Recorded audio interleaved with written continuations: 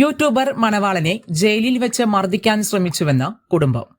YouTuber മണവാളന്റെ അറസ്റ്റുമായി ബന്ധപ്പെട്ട് കുടുംബം Kunnamkulam press ക്ലബിൽ വാർത്താസമ്മേളനം നടത്തി.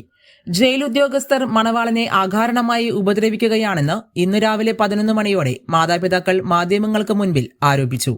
മകനെ കണ്ടാൽ പോലും തിരിച്ചറിയാത്ത തരത്തിൽ മുടിയും താടിയും മുറിച്ച് രൂപമാറ്റം വരുത്തിയെന്നും മുഹമ്മദ് ഷഹീൻ ഷാ എന്ന മണവാളന്റെ കുടുംബം ആരോപിച്ചു.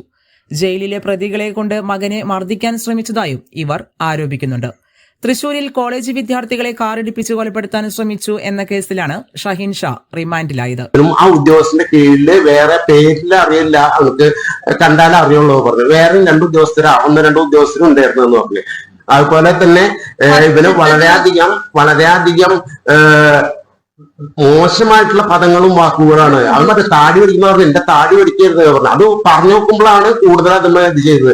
ഈ ജിഹാദിയായിട്ടോ അല്ലെ എന്താ പിന്നെ തീവ്രവാദിയായിട്ടോ വളർത്താൻ ഞങ്ങൾ അനുവദിക്കില്ല, ഇവിടുന്ന് ഇതൊക്കെ കളഞ്ഞിട്ട് എന്നെ വിടുള്ളൂ എന്ന് പറഞ്ഞ് ആക്രോശിച്ചുകൊണ്ട് ആ നിക്സൺ എന്ന് പറഞ്ഞ ഉദ്യോഗസ്ഥനാണ് ഉപ്പ എന്നെ കൂടുതൽ ഇടങ്ങറാക്കിയത്. ഇനി ഇവിടെ ഇട്ട അവര് പറഞ്ഞ പോലെ തന്നെ പ്രാന്തനാക്കിയിട്ടാണ് ഇവിടുന്ന് പറഞ്ഞേക്കുള്ളൂ എന്നുള്ളത് വളരെ വിഷമത്തോട് കൂടിയിട്ടാണ് അവന്റെ ഭാഗത്ത് പറഞ്ഞത്. ഫസ്റ്റത്തെ ദിവസം ചെന്ന തന്നെ അവര് മുടി മുറിക്കാൻ ആളെ കൊടുന്നു. അപ്പൊ അവര് മുറിക്കല്ലേന്ന് പറഞ്ഞിട്ട് കരയണത് കണ്ടു വെക്കുമ്പോ ഈ മുറിക്കാൻ വന്ന ആള് പറഞ്ഞു, നമുക്ക് സൂപ്രണ്ടിനോട് ചോദിച്ചിട്ട് പോരെ മുറിച്ചാൽ മതി. എന്നിട്ട് പിറ്റേ ദിവസം സൂപ്രണ്ടിന്റെ സമ്മതത്തോട് കൂടിയിട്ടാണ് അവര് ഇതെല്ലാം ചെയ്ത്. ഈ നിക്സൺ എന്ന് പറഞ്ഞ ആളും വേറെ ആളും കൂടിയിട്ടാണ് അവന് ഈ ആക്രമിച്ചിട്ടുള്ളത്.